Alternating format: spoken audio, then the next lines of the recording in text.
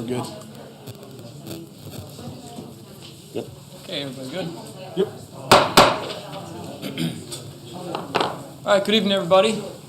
Welcome to this December 14th, 2020 regular business meeting of public hearing of Board of School Trustees. The start time 6 o'clock this evening. If we could begin by asking Mr. Angel to lead us in the Pledge of Allegiance. I'll rise for the pledge. I pledge allegiance To the flag of the United States of America and to the republic for which it stands, one nation, under God, indivisible, with liberty and justice for all. You may be seated. Thank you, Mr. Angel. Yeah, item 2, we have patrons registered to comment. That'd be registered to comment for the regular business meeting. Do we have anybody registered this evening, Diana? No, thank you. And we can move on to item 3. Do we have we look for a motion to could I have a motion and a second to suspend the regular meeting to open up the public hearing? a motion to suspend the regular meeting and to open the public hearing. Motion by Mr. Angel. Second. Second by Tom Hoffman. And There you go. second by Tom Hoffman. Good evening, Tom. Good evening, everybody. So with Tom, with you being present through Zoom, we're going to roll call for votes. So rather than doing all those in favor, signify by saying aye. We're going to go down the line. So Scott Angel, Aye. Scott Babjack, Aye. Brian Smith, Aye. and Tom Hoffman. Aye. Opposed? So that motion carried 5-0. Now we'll suspend the regular meeting and open up the public hearing. So the next item on the agenda is for the board to hold a project and preliminary hearing on the proposed construction projects. If you're interested in speaking at the hearing, please make sure you have signed the sign-up sheet in the back of the room, I'll pull this down.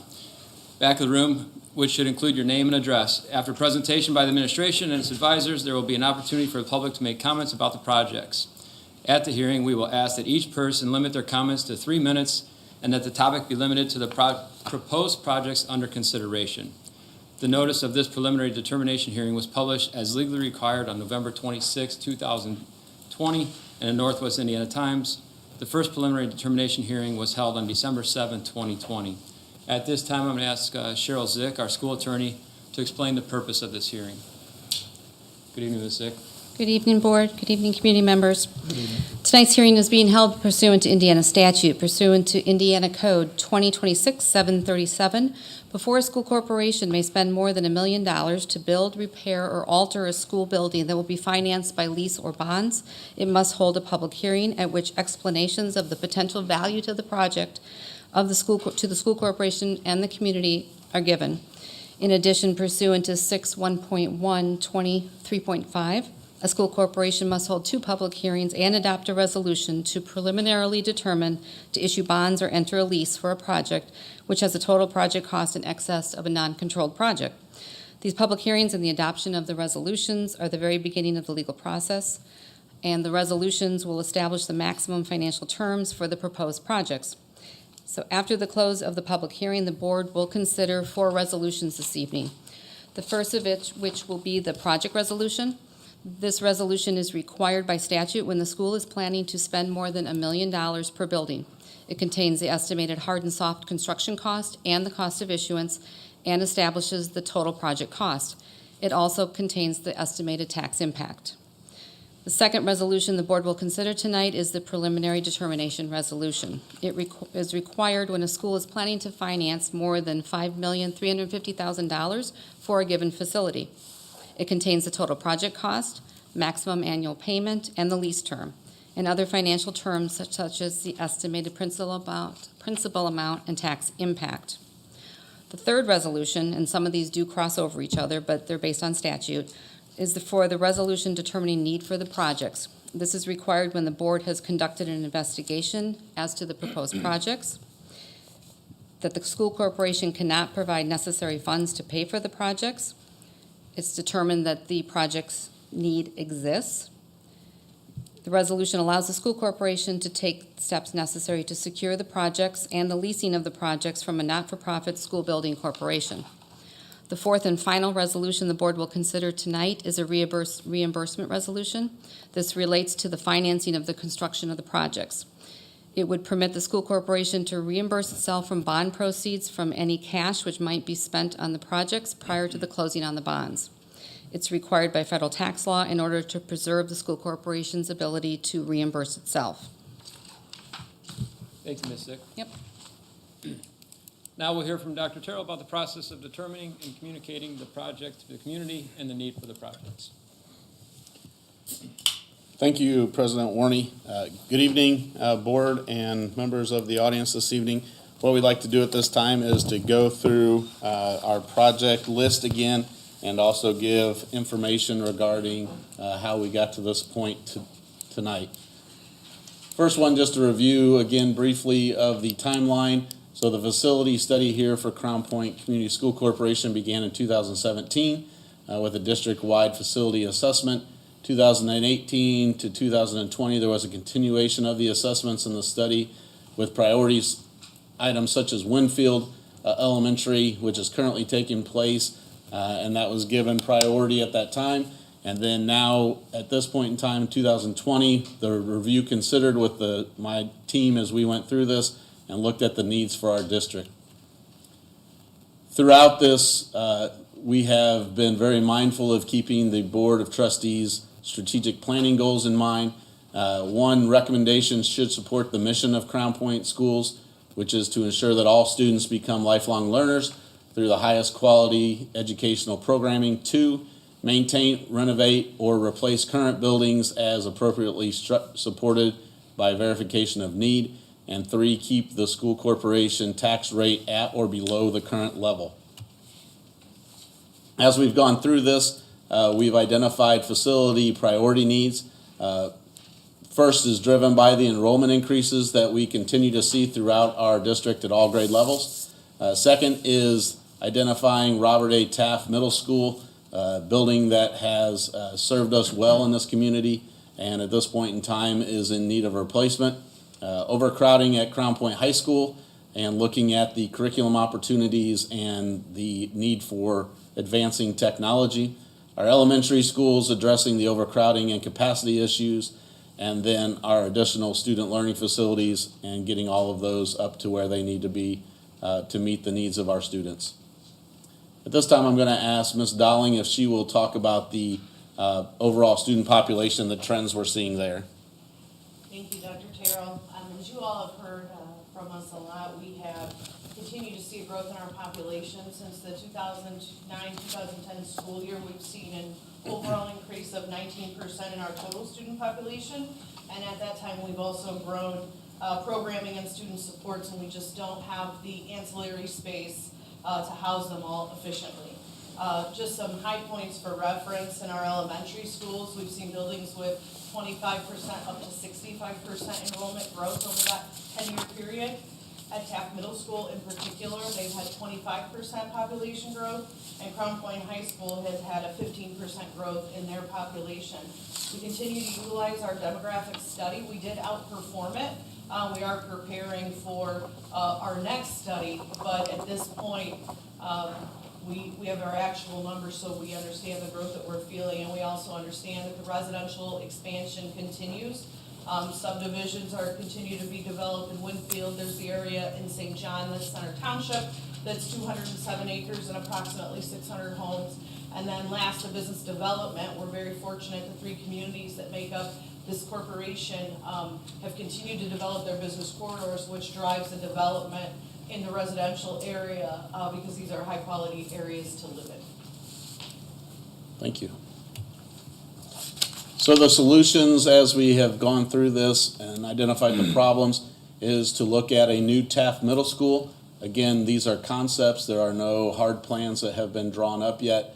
Looking at the ideal situation would be a 40-acre site, would house or have a capacity for up to 1,400 students, grades 6 through 8, including technology, safety measures that are in place, making sure that we've got a separate entrance for those who are car riders as opposed to those who are coming on the bus, along with sufficient parking for our staff.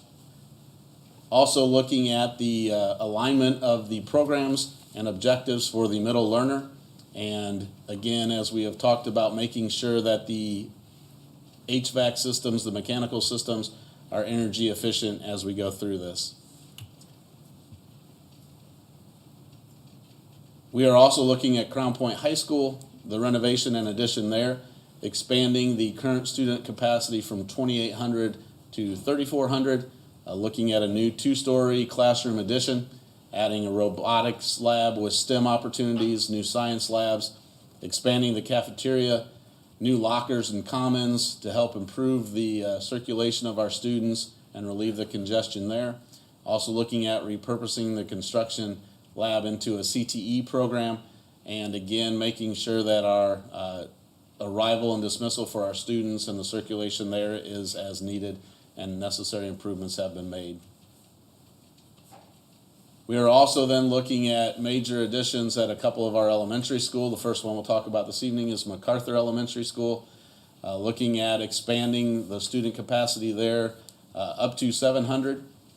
With that means classroom additions and additional classrooms, new project lab for STEM activities, upgrading the cafeteria, new gymnasium that we will put in a position that will allow our community to have access to that building, that portion of the building on the weekends and evenings without going through the rest of the school, adding large group instruction, making sure that our main office and student services areas are updated to meet the needs of our students and our parents as they come to the buildings, sensory rooms, clinics, again, restroom upgrades, technology upgrades, of course, furniture upgrades, and again, looking at really working on the building systems, the HVAC, plumbing, electrical systems, and improving our arrival and dismissal for our students.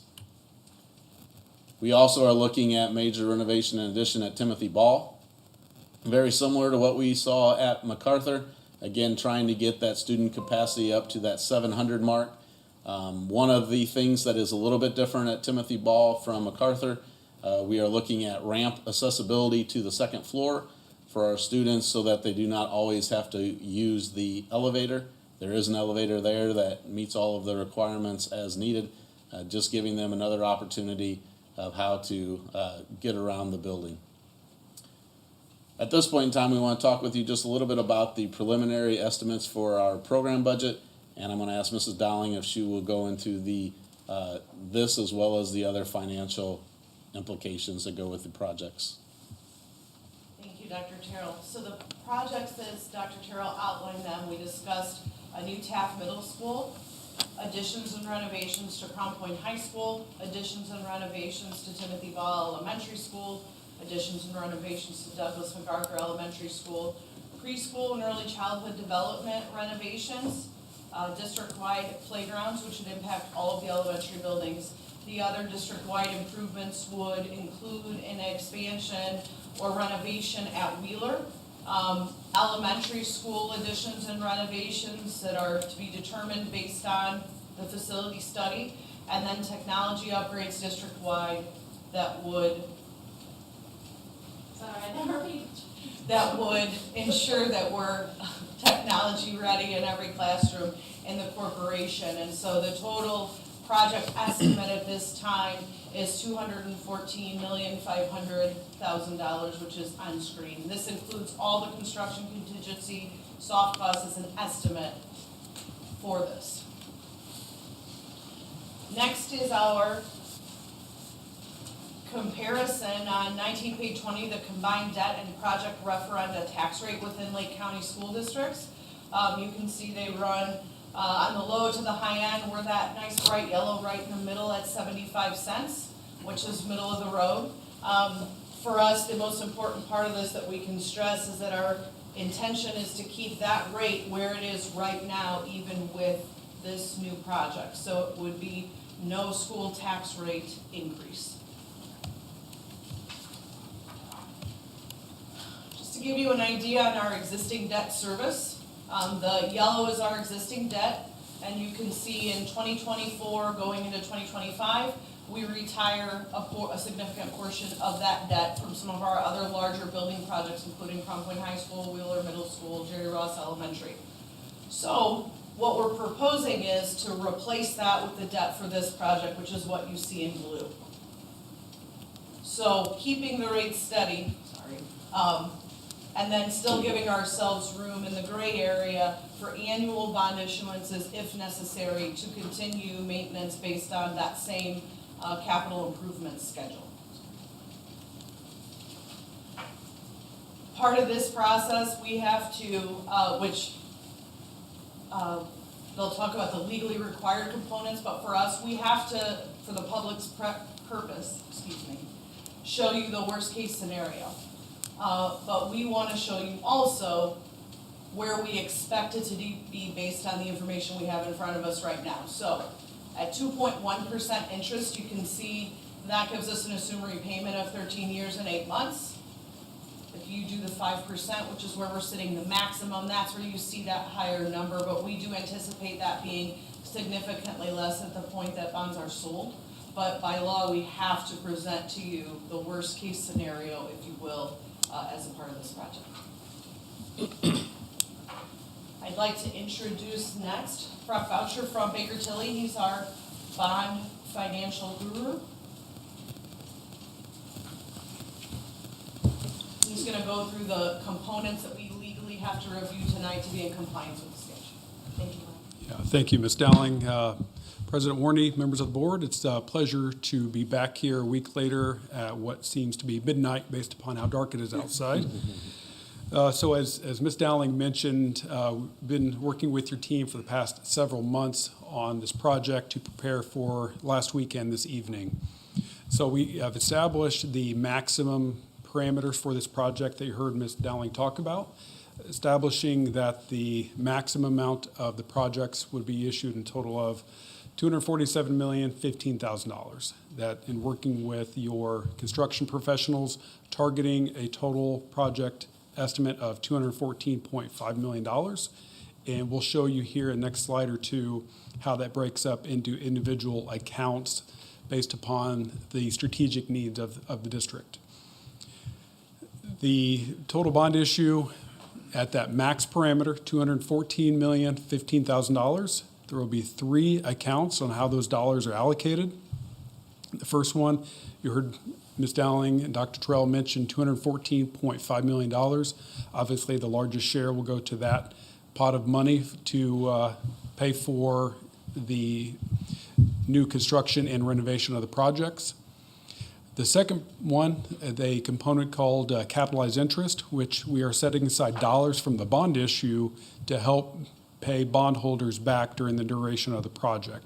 And that is being done intentionally to keep the tax rate at an estimated 75 cents. So this is part of the overall strategy to avoid any increase to taxpayers during the duration of the first couple of years until we have our current bonds maturing to wrap around the existing. So again, dollars being set aside as a maximum amount to avoid any increase to taxpayers.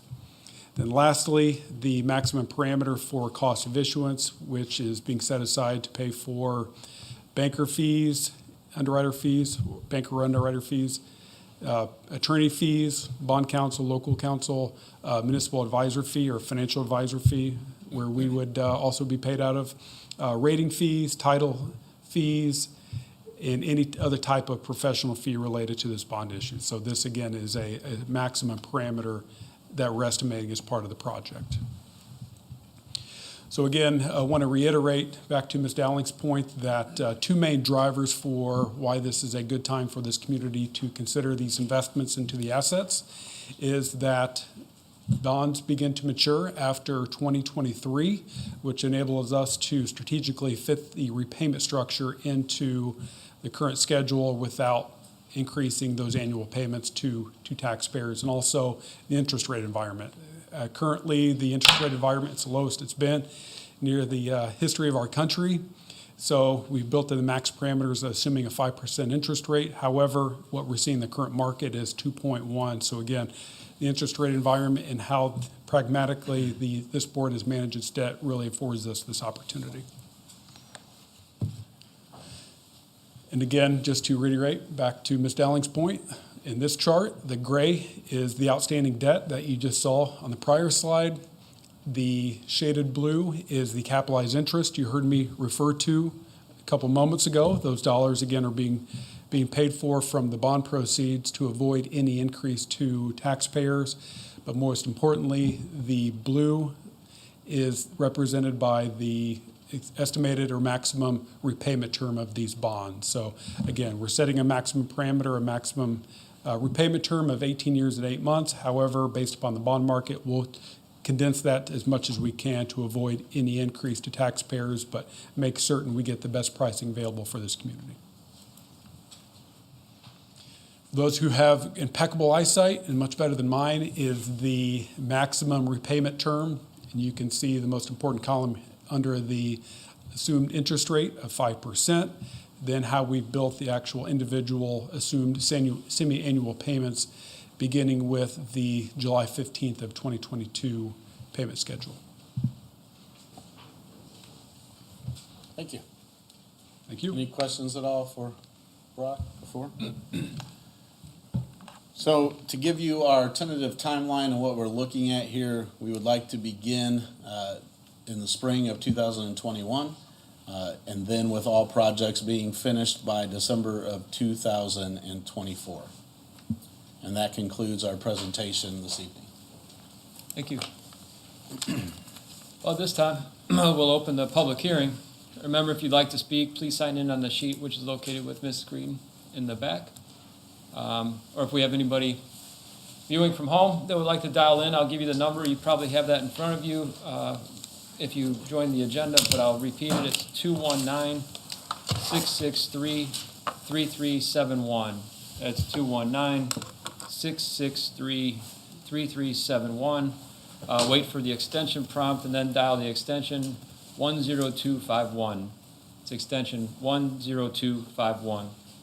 As I mentioned earlier, we ask that you state your name and address, limit your comments to the proposed project and financing, and keep any comments to 3 minutes. Avoid being repetitive, please, if possible. Ms. Dowling, do we have anybody signed up this evening, or do we have a sign-up sheet? No, Okay, so present here at the building, we don't have anybody that would like to. Oh, Somebody walked in. oh yeah, take your time. Also, as we said, we're accepting call-ins as well, and I'll ask Mr. Angel to be our timekeeper if you wouldn't mind. Thank you.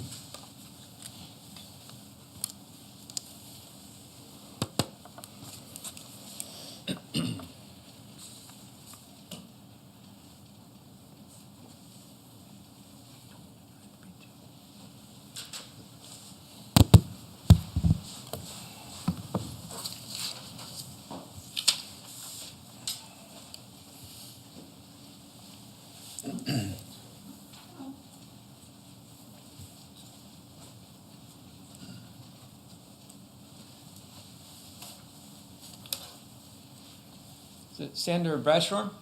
Yes, would you like to come forward to the podium, please, and just, if you wouldn't mind, as we said, restating your name and address? My name is Sandor Bratstrom. I live at 270 East 124th Avenue. My daughter goes to Eisenhower School. I just wondering, are these bonds bundled with other bonds and then purchased as a bundle group, or are they put out on the market by themselves so that, is there opportunity, depending on how they're put out onto the market, to possibly pay them off earlier? Or do you stick by the strict schedule? I'm going to refer to Brock or Katie for the answer for that.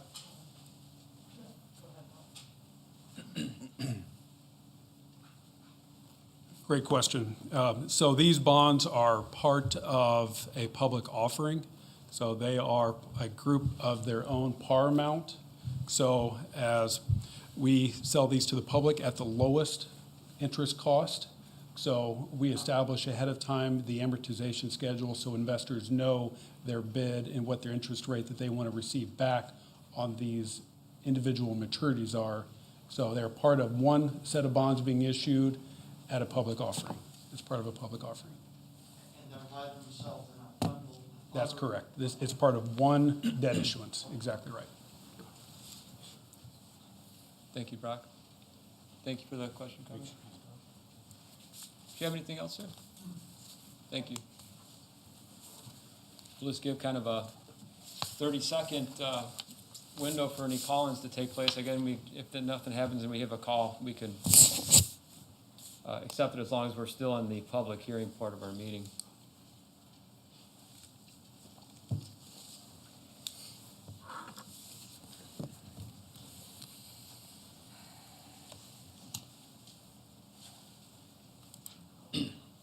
The next item we have is approval of the resolutions that were summarized by Ms. Zick. We're going to break these down individually, and we'll do a roll call for vote. So to begin with, I'm looking for a motion to approve and waive the reading of Resolution 788, project resolution. We have a motion to. Moved by Tom Hoffman. Moved by Tom Hoffman, Second? second by Mr. Angel. Any comments or questions? We'll do a roll call. David Warney, aye. Scott Angel, Aye. Scott Babjack, Aye. Brian Smith, Aye. and Tom Hoffman. Aye. That motion passed 5-0. Then we'll move for the same, a motion to approve and waive the reading of Resolution 789, the preliminary determination resolution. So moved. Moved by Tom Hoffman. Second.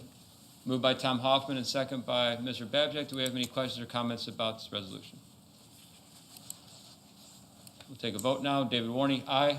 Scott Angel, Aye. Scott Babjack, Aye. Brian Smith, Aye. and Tom Hoffman. Aye. That motion passed 5-0. And then we will move to Resolution 790, the need for project resolution. Do you have a motion to approve and read the waive the reading? So moved. So moved by Tom Hoffman. Moved by Tom Hoffman and second by Mr. Angel. Any questions or comments about Resolution 790? We'll take a vote now. David Warney, aye. Scott Angel, Aye. Scott Babjack, Aye. Brian Smith, Aye. and Tom Hoffman. Aye. Motion passes 5-0. And our last resolution this evening was the need for project resolution. Do we have a motion to approve and waive the reading of Resolution 791, declaration of official intent to reimburse expenditures? So moved. So moved by Tom Hoffman. Second. Moved by Tom Hoffman and second by Scott Babjack. Do you have any questions or comments, Resolution 791? We'll take a vote now with David Warney, aye. Scott Angel, Aye. Scott Babjack, Aye. Brian Smith, Aye. and Tom Hoffman. Aye. Resolution 791 passed 5-0 also. I believe we've covered all of them.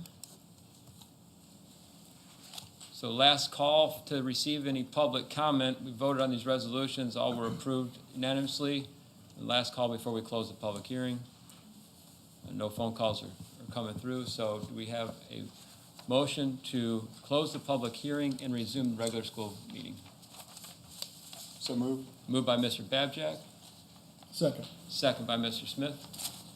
Do a roll call to take vote. David Warney, aye. Scott Angel, Aye. Scott Babjack, Aye. Brian Smith, Aye. and Tom Hoffman. Aye. Thank you. We'll now continue our regular business meeting. Item 4 would be the consent agenda. Dr. Terrell.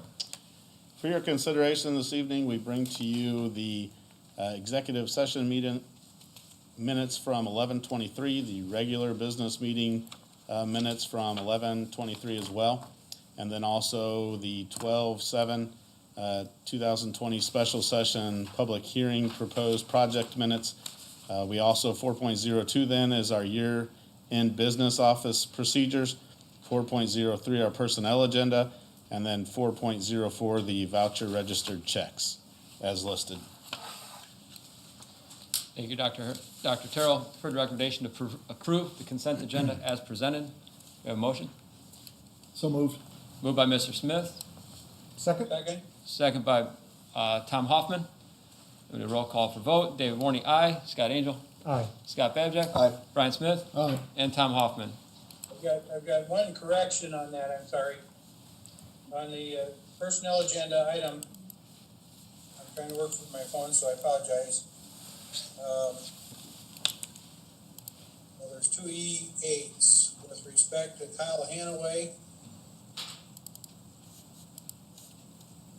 error correction will be made by, it says LOWING the one time. I'm not sure if that's allowing or, I just want to make that clear in the minutes. Yeah, we're looking at it right now. Is that on the personnel agenda? Yes, it's number 8. Yes. It's number 8 at the bottom. Prior to the appointment, statute. Should be allowing. Okay, that's what I assumed, but I didn't want to do that. Yeah, thank you. With that correction, I approve. Thank you, Mr. Hoffman. All right, and we can move on to action items this evening. 5.01, policy revisions and additions. Second reading and adoption of policy 6320, Mr. Akiwa. Thank you, Mr. President, board members. In November, I brought to you a edited version of policy 6320, which is purchasing. In that update, with the help of Ms. Dowling, we updated terminology and limits that affect the process of purchasing in that particular policy. So there have been no other changes to this editing as I come to you now here in December. So we would like to request that the board waive the second reading and approve the policy this evening. Thank you, Mr. Akiwa. Heard the recommendation to approve to waive the second reading and adopt updated policy 6320. Do we have a motion to approve? So moved. Moved by Mr. Babjack, Second. the second by Mr. Hoffman. We'll do a roll for vote. David Warney, aye. Questions first? Oh, sorry, any questions or comments from Mr. Akiwa? I just have one regarding the comment from the previous meeting for our attorney, Cheryl Zick, to review. Did we take care of that for the compliance aspect? I think we're in good shape. Yes. Yeah. Okay, I just saw the one, so I just want to make sure we had that covered. Thank you. Any other questions or comments from Mr. Akiwa? David, we need to waive the reading of that as well. Yeah, please. Okay, got it. Just, who motioned? Do we, Scott? Who motioned? yeah, do we have a motion to approve? Yeah, And move to waive- move to approve and waive the reading, Got it. second reading. Thank you, Scott. Any other questions, comments? Did someone second that? Yeah, it was already. It was Tom already, sorry, yes. So Scott Babjack, motion to approve and waive the reading, and Tom Hoffman did second that. Now we'll take a vote through a roll. David Warney, aye. Scott Angel? Aye. Scott Babjack? Aye. Brian Smith? Aye. And Tom Hoffman. Aye. Thank you, that motion passes 5-0. Thank you, Mr. Akiwa. And 5.02 is the Crumpling High School CNC equipment purchase. Ms. Dowling? Thank you, Mr. President. I'm gonna ask Mr. Gianfermi to assist a little bit here too, given that he's the Director of Secondary Ed. I would front load with, this purchase is coming before you because it meets the threshold of over 75,000, and that's why we bring it to you for approval for anything at that level. And this is for our career technical ed program to support a purchase for advanced machining equipment. And with that, I'll defer to Mr. Gianfermi. Yeah, the high school is very excited at the potential for this acquisition. The state is moving all CTE programming into a next level programming of study, if you will, modernizing the standards and increasing the standards for all these pathways and dual credits that our students progress through. This equipment will allow us to stay relevant and keep our programs moving forward. There will be 3 programs that will be able to use this equipment, not only the machining program, but engineering and the robotics program. I encourage you, if you haven't viewed the couple 2-minute videos of the machines, you'll see how advanced it is. Our students that complete these pathways will be really marketable, be able to go into industry and get a job immediately because this is what they are using. So we're very excited for this opportunity. Mr. Trapp, our machining teacher, Mr. LeBlanc, our robotics teacher, Mr. Merlasky, Lynn Elkire from the high school, all worked very hard to get this proposal together and get the right equipment. And of course, Mrs. Dowling helped make sure that we were financially ready and in the right lanes to do this. So we are excited about the possibility of really moving this forward. Now, I'll answer any questions about it if you'd like. I'm going to get a recommendation and we'll look for questions. You've heard the recommendation to approve the purchase from Haas Factory Outlet in an amount of $79,976 for a lathe and a mill to support our advanced machine programming at Crown Point High School. We have a motion to approve. So moved. Moved by Mr. Smith, and second by Mr. Hoffman. Now, do we have any questions or comments for Mr. Gianfermi or Ms. Dowling? I just want to say I'm excited for the CTE program. I think it's great to give them some love, if you will, and show them some support and give our kids, our students, the best opportunity to succeed. So real excited. Really, about check this those program. videos out. You'll see this is really, really cool stuff. I would say. Thank you. Thank you. I concur with Mr. Smith. I think these are somewhat unrecognized programs that are very valuable to our students and certainly to the community, so. Agreed. I'll do a roll for vote. David Warney, aye. Scott Angel. Aye. Scott Babjack. Aye. Brian Smith. Aye. And Tom Hoffman. Aye. The motion carries 5-0. And 5.03, Resolution 787, the addition of the INPRS covered positions. Ms. Dowling. Thank you, Mr. Warning. The state pension system, the Indiana Pension Retirement System, requires us at any time that we add a category or position to be pension eligible, that we have to actually pass a whole resolution that is before you, 6 full pages, simply to add those positions. And so in this case, what originally created this need was the Director of Communications position. In the past, we have used specific positions and categories, and so we don't have either of those available that would suit the Director of Communications. The same, to be a little forward-thinking, would apply for a social worker, which we've added into here as well. We do not currently employ a social worker in that capacity, but having some foresight, wanted to add that while we were here before you, as well as the preschool coordinator position, which is new as well, because it doesn't fit under any specific category that we have available. So once this resolution is executed, we'll send it down the state. Ms. Bonich, the benefits coordinator, will continue to make those contributions. It's really a perfunctory act, if you will, administratively, that the state wants us to do going forward for these type of positions. So the administration would recommend approval of resolution 787. Thank you, Ms. Dowling. You heard the recommendation to approve Resolution 787, addition of the INPRS covered positions. Do we have a motion to approve? So moved. Moved by Mr. Babjack, Second? second by Mr. Hoffman. Do we have any questions or comments for Ms. Dowling? Now we'll take a vote. David Warney, aye. Scott Angel? Aye. Scott Babjack? Aye. Brian Smith? Aye. And Tom Hoffman. Aye. Motion passes 5-0. Thank you, Ms. Dowling. Now moving on to 5.04 is the disposition of obsolete curriculum materials. Mr. Hardman. Thank you, Mr. President. Periodically, we do have curricular materials that have been adopted that need to be disposed of because they're not being used currently. These resources that you see in front of you were adopted in 2011. They are taking up space at Crown Point High School, and so there is a process by Indiana Code for us to dispose of those. And the first level would be to give those resources away to students. We can seek to donate them, and if we can't dispose of them that way, it is appropriate to dispose of them by discarding them. Seeking your approval this evening to dispose of the curricular materials. Thank you, Mr. Hardman.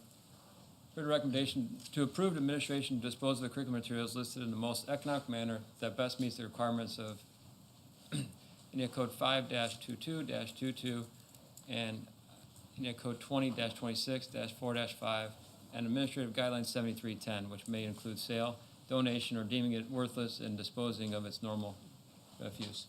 Do we have a motion to approve? So moved.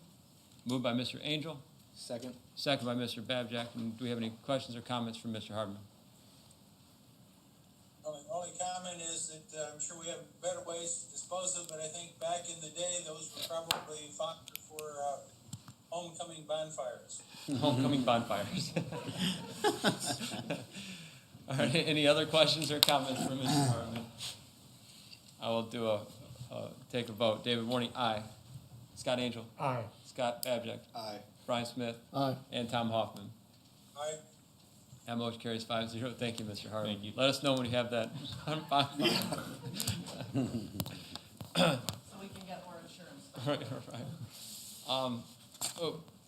Before we move to information items, let me just take a quick second. I should have mentioned this before closing the public hearing, but I wanted to thank our representatives from Skillman for, coming this evening and answering any questions, and Gibraltar, and, Brock, who was here speaking from Baker Tilly. Appreciate the work that you guys have put into helping us through this project. And I also want to, appreciate the time and interest in the projects of the future of our community, and those that anyone else that's participated. And please note that this is just the first step in the legal process, and the board will continue to work with the administration and its professionals to look for efficiencies to conserve tax dollars while meeting our educational needs. And I also didn't ask, just as we were closing, I thought we should just ask back to that if anyone from the board had comment that they would like to make. I didn't give an opportunity to speak if anyone has a comment. Well, as I said before at the last meeting, we're doing what's right for the kids and their education and the process.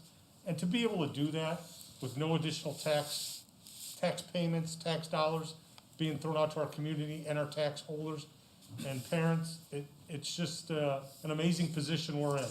So I'm hoping that everybody's on board with this, because once again, it's right for everybody involved, including our teachers, staff, administrative people, and the sentiments that David mentioned to our individuals from our partners.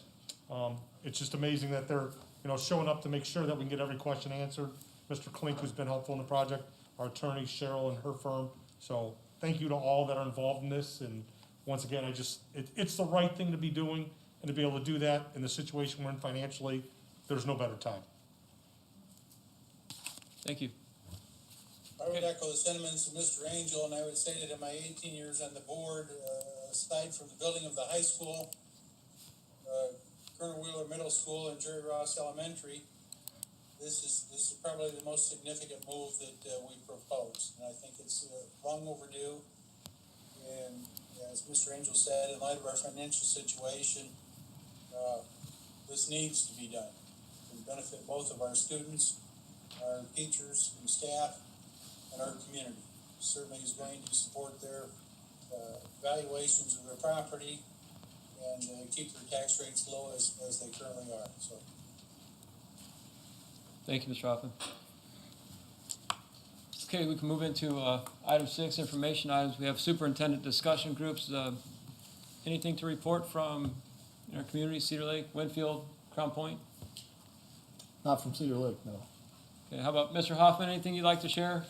I shared with Dr. Terrell the last Crown Point board meeting. We got the annual TIF report, and that is available for review. And if the board desires at some point, I can arrange a brief explanation by the city's consultant with respect to the TIF districts to go through and explain that. Okay, thank you. And moving on, Mr. Hartman, you want to go next, or would you like to? Okay, we'll go to Chief Academic Officer, Mr. Hartman. Thank you again, Mr. President. We come to the close of this year, and as I was reflecting on the continuous learning plan, I think it's better maybe described as a continuous plan for learning. We've been planning throughout the course of the last 9 months for learning. We have another change potentially coming up. As you know, the survey is out to our students, parents right now, to make a determination for the second semester.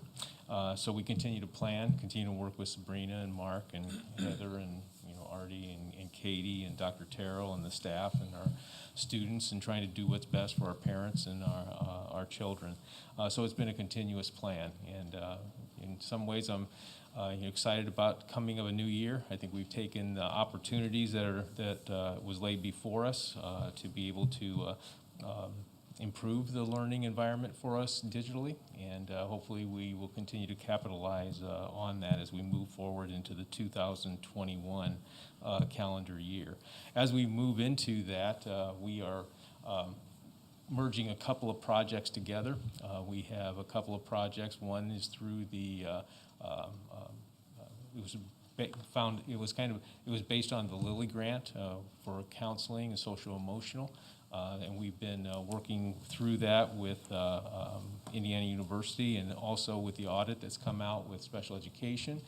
We're reaching now for the high-hanging fruit. We'll be doing that through some work with IU also in the next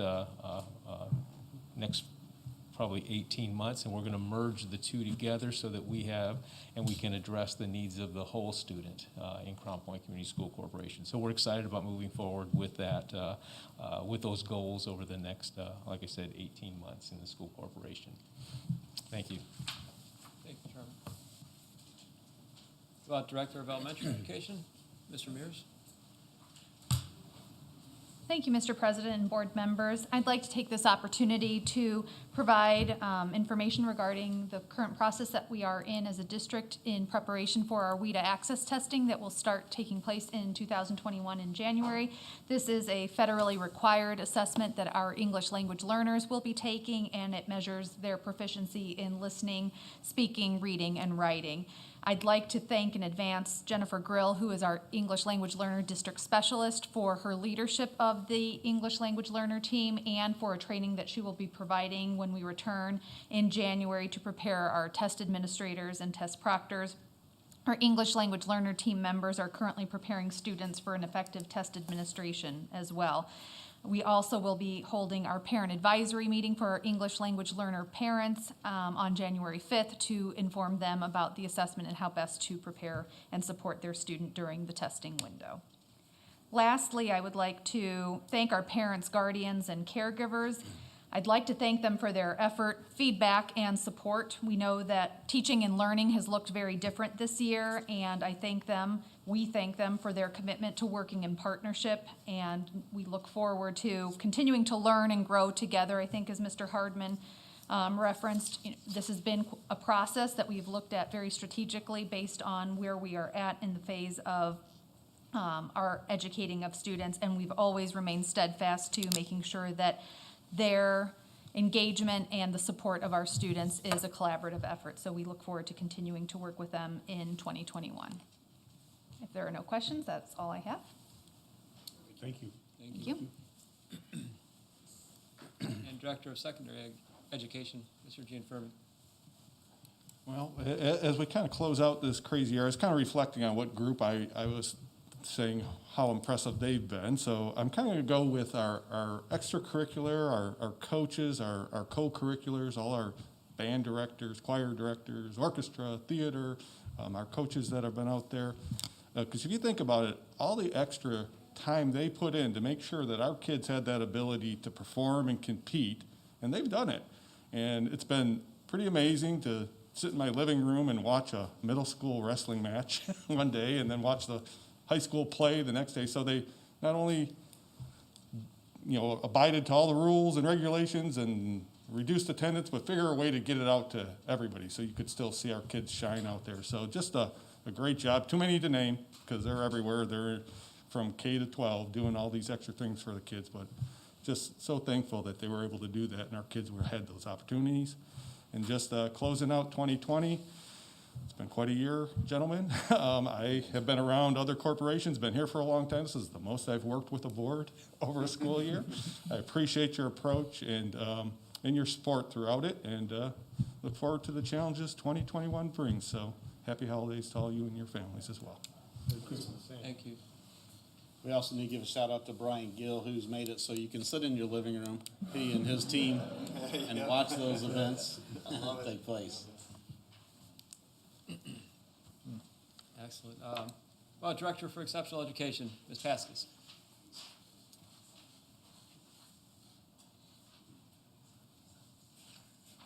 Good evening, Mr. Warney and members of the board. I come to you tonight with some really exciting news for not only my department, but the district as a whole. For the 2021-22 school year, Crown Point Schools will be able to offer preschool to our school community at large. So right now, we just offer that early childhood program for students who go through our preschool diagnostics and qualify for speech or developmental delay. This will be for 3, 4, and 5-year-olds, and we're looking at having 8 programs, 2 at Macarthur, 2 at Winfield, and 4 within the Learning Center. This will be an inclusive preschool program, which means our students with IEPs will be able to be embedded into classrooms with their non-disabled peers, which is huge and was one of the recommendations of our special ed audit. So you are approving a preschool coordinator position tonight, which is going to help me oversee that preschool program and coordinate the hiring of those teachers and paraprofessionals and placing students in programs. So we're hoping to share some more information with the community in January and then start our pre-registration process in February. Excited. Before you sit down, could you talk, we had a question last time regarding preschools. Can you talk a little bit about the future vision for that and what that could look like? Sure. So with our renovations at elementary schools and the additions, our end goal is to have 1 preschool classroom housed at each of our elementary buildings. So our students will always, hopefully, have been in their home school from the time they started as a preschooler through 5th grade. They'll have remained in their home school. So we think that's important and offering it throughout the community. Any questions? That's exciting stuff. Nope, and especially the combination with our special learners, so Yep. it's great to know that that's part of what the audit asked for. Good stuff, yes. We're meeting that demand. Thank you. Good. Thank you, Ms. Princess. Human Resource Officer, Mr. Akiwa? Yes, thank you, Mr. President, board members. Sticking to the theme of online interacting with each other, not just with instruction and how we're delivering our educational services, behind the scenes, it's forcing us to sort of re-examine and reevaluate how we're handling some of our operational protocols. We are, currently looking into streamlining and improving our registration process. We're used to seeing people come in and fill out all kinds of forms and trying to figure out how we might be able to become more efficient, given the landscape we're dealing with. This is also something we're working on here in the next couple of months, is also improving the tracking and management of our foster families and those that are considered to be homeless or McKinney-Vento families. Again, it's really just the landscape's forcing us to examine how we manage our data within our school corporation. And also, to echo Mr. Gianfermi here, I want to just say thank you for you and our team for everything we've had to keep our knees bent about and be able to react. I think we've done a really good job working together. It's been a joy, and I wish you a wonderful holiday season. And if you're like the Akiwas, Andy and I are trying to figure out how we're going to lose the 2020-20, if you know what I'm saying. So, anyway, thank you. Mr. Akiwa, I saw in a newsletter, and I may have missed some in the past that have gone through, but a little bit of a plug or solicitation or information, maybe a better way to say it, about becoming a substitute and trying to almost essentially recruit some substitutes that may not know what they need to do. So I just want to mention, I hope that helps us out, and I hope that we can gain some subs through the community by just I'm not. Is that something that have I just missed it? Have we been? No, asking for that you're for a while? hitting the nail right on the head. I mean, frankly, the labor supply for substitutes, it's been a unique phenomenon. We probably have had more applicants for substitutes in the last 12 months than we've ever had in a 12-month period. The challenge is are they able to actually go sub? Many of our subs are home with their children. And so they're not able to get out and get into the buildings as much. And there's also, some concern as well, in this landscape. So I do believe we've got a healthy supply out there. And it's our hope and wish that, as things improve in our community and the nation, that we get some more folks out there. But, now that you're just saying subs, I'd be remiss if I just didn't say the subs that we do have and those that are coming and helping our buildings and have helped are just phenomenal people. So yeah, you noticed that correctly. Oh, thank you. Sure. Chief Financial Officer, Ms. Dowling? Thank you, Mr. President. I want to add to Ms. Paskis's preschool presentation that we did build this into the 2021 budget as well. So it is financially planned and built into the existing budget that will begin in January. To echo your sentiments about our partners working through this, Skillman, Baker Tilly, Ice Miller, Gibraltar Design, Steve Klink, and Cheryl Zick. Without them, and especially with Skillman and Gibraltar on the 3 years ago when we started this study, none of what we've been talking to you about would have been possible. So without them, it wouldn't happen. So I think that makes you all the men behind the curtain and ladies. Just to give you an update, we get an annual update on our circuit breaker study, which we're working on right now with policy analytics. Fortunate here in Crown Point, we consider to see in our corporation boundary growth and our assessed value. And so we do this as a preventative just to make sure nothing unexpected. We plan as well as we can so that we don't have any surprises going into what will be the 2022 budget year. As well as working on a demographic study. As we talked about an update, it normally comes after the census. Dr. McKibben has some concerns about the census data and the reliability, so they actually have a whole new set of factors and data sets, and he said Indiana is the best student tracking mechanism in the country. So very hopeful we'll get started on that next fall to prepare for an updated demographic study. I know for me personally, the 2021 legislative session, although I'm happy 2020 is coming to an end for a lot of reasons, 2021 brings a budget session for the state of Indiana, which is always of interest to all of us for a lot of reasons, for us in particular because it's a budget year for them. And so we'll be anxiously monitoring that going forward. And then to echo the sentiments, just Merry Christmas, Happy Holidays, Happy New Year. I'm not sad to see 2020 go, for sure. Can I go that as well? And thank you for your support of the capital improvements that we've been discussing. That'd be great. Thank you, Ms. Dowling. Any questions for Ms. Dowling? Dr. Terrell, Superintendent of Schools. Mr. Hardeman mentioned the strategic plan that he and the directors of education are going to begin working on. And I need to tell you guys, I'm just really proud of the work that is being put in from our cabinet level to begin this process as we move through looking at the audit that took place last year, but allowing that to then springboard us into not just looking at the exceptional ed learners and what needs to happen for them, but really allowing this to be that continuum that's going to drive all of our educational experiences for our kids. And one of the things that we all talked about very early on was common language and our approach as we continue to develop our continuum of education. And so while this is going to be that driving part, the spark, if you will, that started with the audit, now is going to go into pre-K-12 all the way through, looking at how we do things, coming up with a common plan, not something we just put on the shelf or have boards sitting in a conference room, but things that are actually living documents where we can continue to change and make those adjustments in flight to meet the needs of our kids.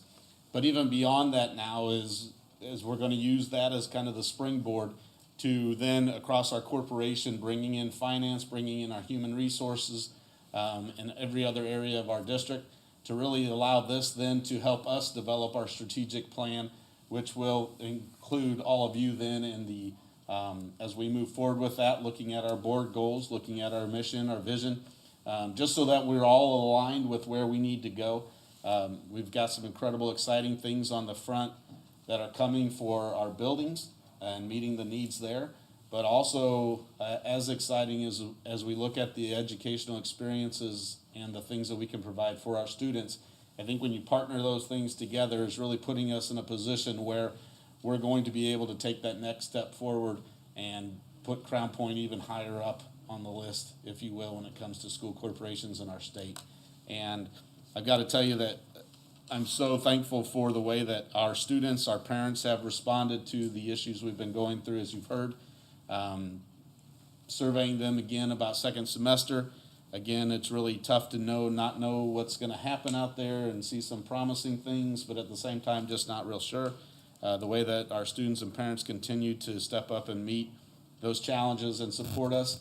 I know being out in the district and our community and hearing from people and talking with them, was at a restaurant last week after a middle school wrestling tournament or meet between Taft and Wheeler, and was stopped, and 4 or 5 different parents just talking about how much they appreciate the board's willingness to support what's best for our kids and best for our community. So thank you for that.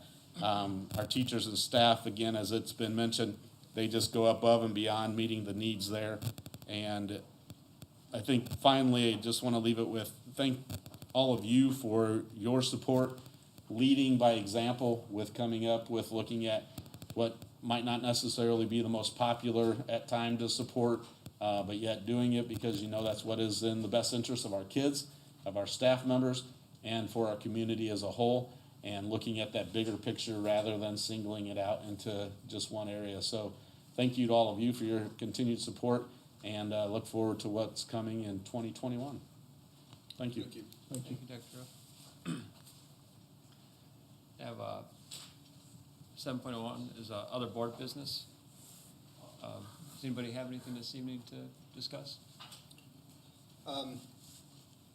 Has there been any talk on the superintendent calls, or just any word from the governor at this point as to how vaccinations will be rolled out and where teachers will fit into that picture? I know we're very early in those phases, but I was just wondering if you have any health department perspective on that. So pretty much just like you, we're hearing that they're going to make teachers and educators at the forefront of the line for vaccinations. There has not been any information released with any further detail other than that.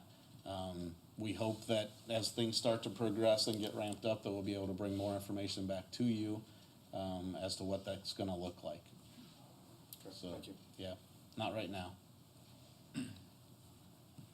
Anybody else have anything? I have a couple that I'll start with this one. We don't get the opportunity to kind of iron these things out, but if you guys notice, we had a discussion a couple meetings ago of how the board emails should be represented on the Crown Point website. I either misunderstood maybe or miscommunicated what I was picturing. So right now we have it listed as individuals with an CP email address underneath them. But on that main page, there's not a CP board link that I can find. I think it would be more beneficial.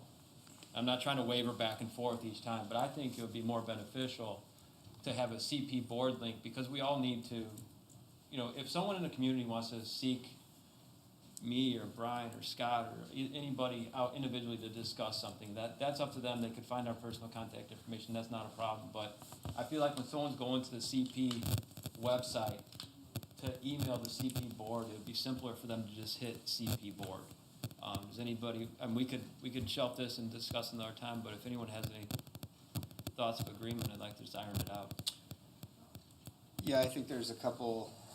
So what I see right now is each of our individual emails are there.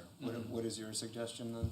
That there's a one central email, so this way they hit one link to email all of us. And it'll go to each of those CP emails. It would be an automatic forward to the Automatic forward. individuals, but they can do that. Yeah. I would just think it'd be easier for that community patron to be able to do it that way. And then obviously if they know us individually or have a connection somewhat with us personally, they can send it. Yeah, no, I mean, that makes sense. Because once we again, don't act alone. we don't act as one, we act as five. No, I could follow up with Dr. Terrell as long as I just wanted to make sure we all agreed on what we visualized there. if we could add that into the hopefully very future revision of the entire website. That would be awesome. We're working on it. All right, cool. Okay. There's a lot of things we're working on it. but Lots of tabs and clicks. That's a big one. Mr. Hoffman, do you agree with those thoughts? Totally. Okay, thank you. So let me ask for clarification and as a possibility. So I've got the Board of School Trustees page pulled up, and so at least it lists David Warney, President, with your email address underneath it now, and then it goes through with each one of you. At the bottom of that list, we could then put CP Board as a group where they could click and make a group one as well, but still have the individual access to you as well. do you want both, or do you just want one that comes to all of you? And I'm fine with either one, just giving you options that are possibilities. I say you leave the individual ones and just add a group one. That would be, I wouldn't have a problem with that.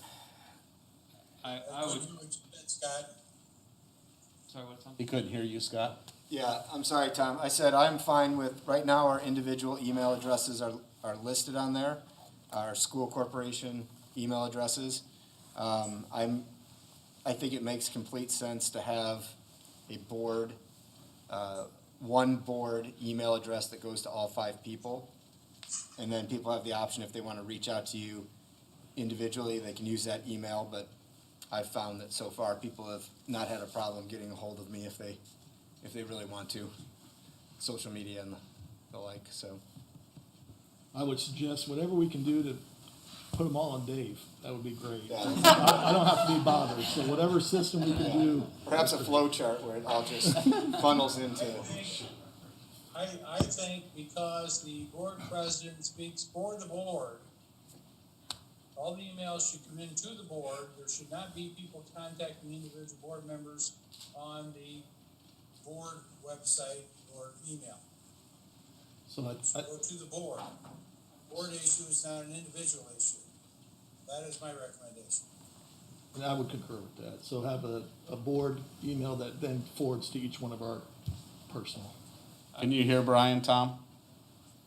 What? Could I, Sorry, I could- did not. He said that he concurs with your thought. Okay, thank you. Yeah, I suppose I'm not hung up on the format. The item that has to happen is that we all have to see the email, and I don't care what format that takes. If somebody wants to email me individually, fine. If I get a forward from a group box, I'm fine with that also. then, how about I propose a recommendation? To take what we've just discussed, I would recommend that we remove the individual names, have a CP board that goes to all of us equally all the time. As Tom said, whoever may be holding the board president position would then be responsible for replying to those, but, we all, have the opportunity to interject when necessary. So my recommendation would be to clean up the website and have just a CP board address listed there.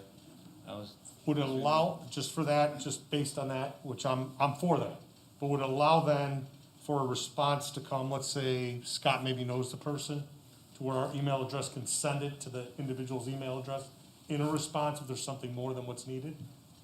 I mean, once again, the board's gonna reply, so you're gonna reply as our spokesperson. But I just didn't know, so if there's some correspondence that, for some reason, maybe Scott knows him in the public.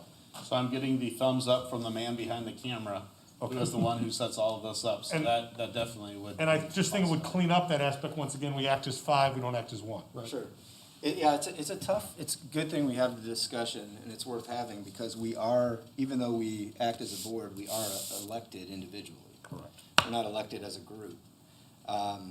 So there's a balance, and I'm not sure what that is, but like I said, as long as I get to see it and it's coming to me, I don't necessarily feel like Dave does speak for the board and represents the board as president, but it's also workload that's being placed on him, that if there's I think a couple meetings ago, what we did do in a positive move agreed upon by everybody was we made sure that those emails were being seen by everyone. Yeah.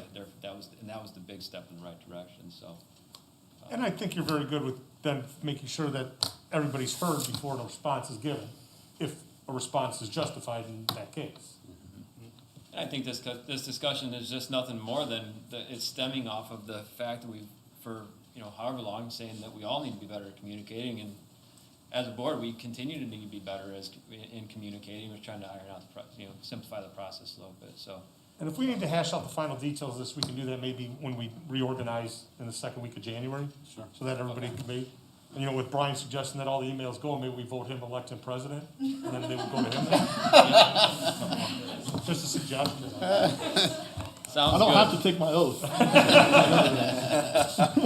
Oh, yes, you do.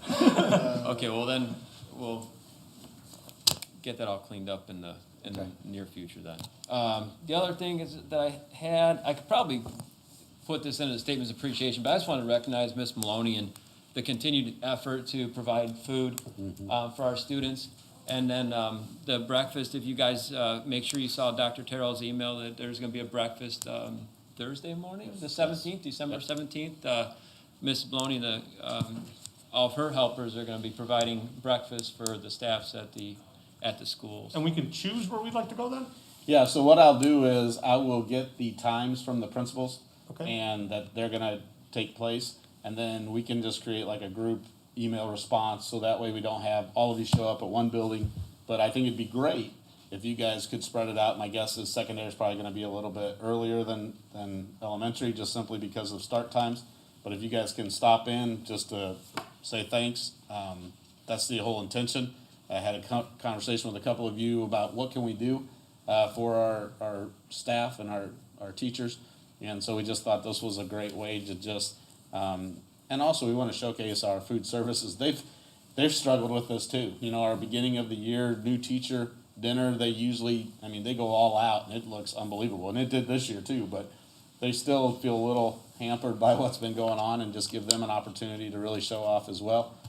So we thank you guys for supporting that, and if you can get out there, that'd be fabulous. Oh, I live out in the Winfield area, so I can have breakfast twice at Jimmy Ross, and that works out perfect. There you go. And you will too. Just for the record, I'd love to participate, but it's a little bit far for me to drive. The last two things quick, because Michael Adamson from the ISBA missed my initial, when I reached out to him initially, Dr. Terrell was copied on the email, and he got back to me finally last week to say that he had already missed it. So we're looking, he gave me a handful of dates in January to get together with him through a Zoom to just review evaluation purpose and process and whatever we have in place.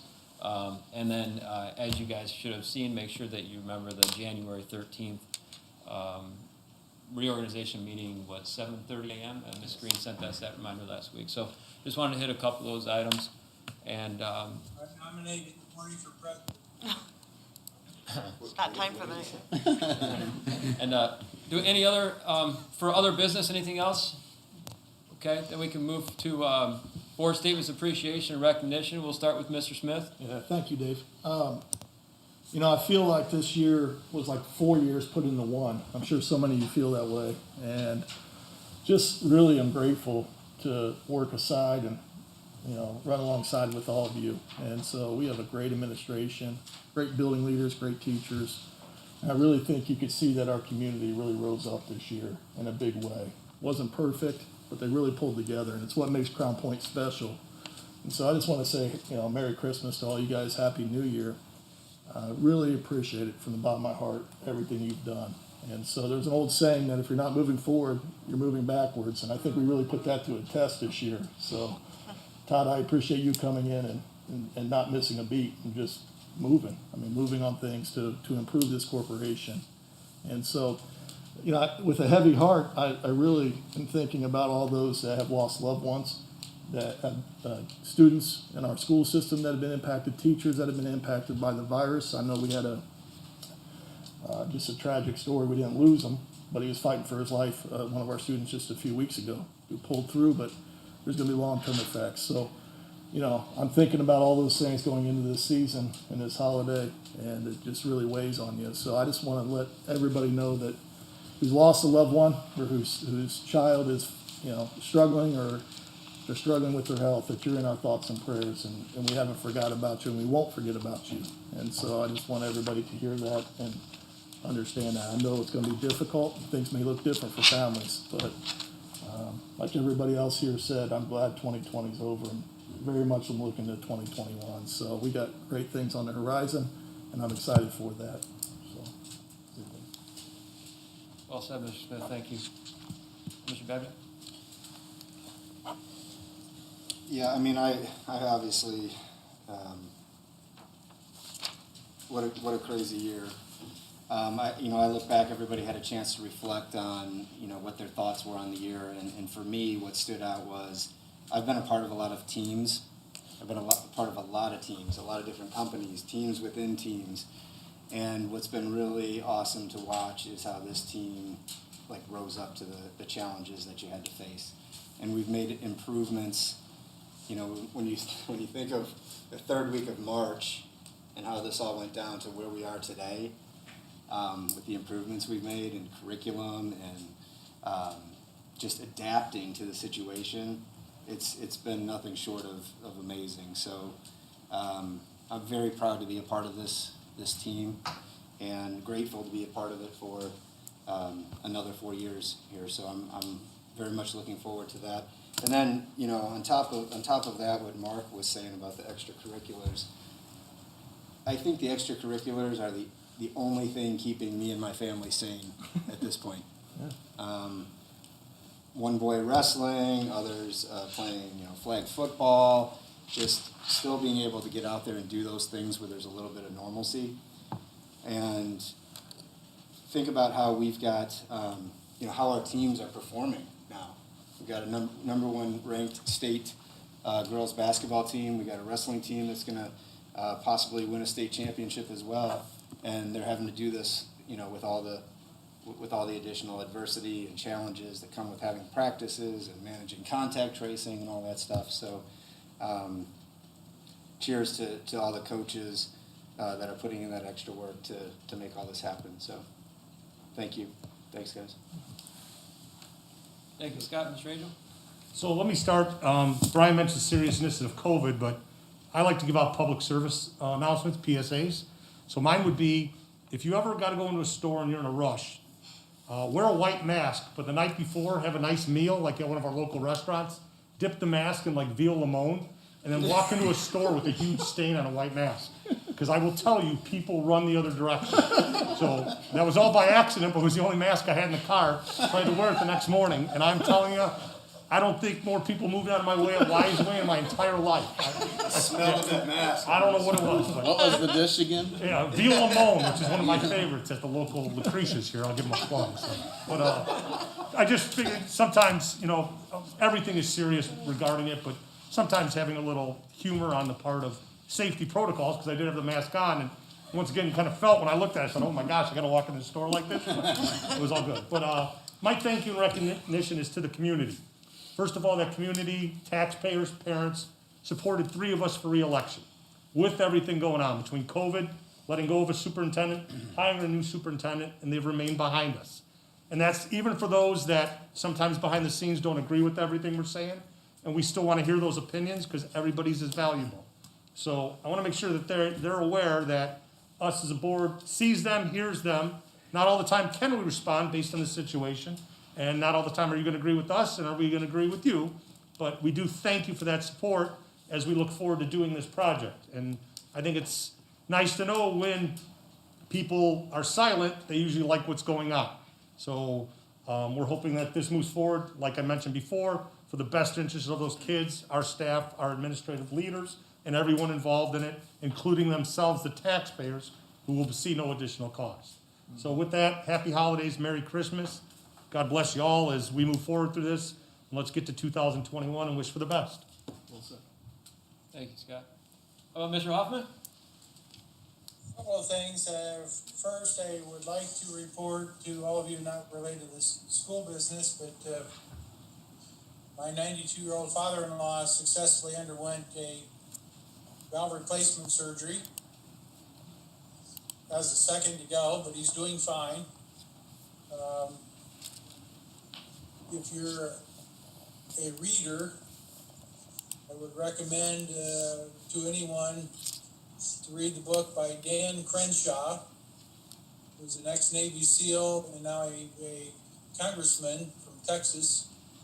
The book is called Fortitude, and it addresses all the problems created by social media and some of those things, and it's a highly recommend to read. So I'm interested. I'd be happy to provide each of you a copy of the book, but I think it's well worthwhile. I will send one to Todd, and I think there's a lot of valuable information in that book. So I look forward to it, Tom. I also commend our administration, as Brian did, and others that undergoing 2020, and I am one of those who will be happy to see it go by the wayside. So. Thank you, Mr. Hoffman.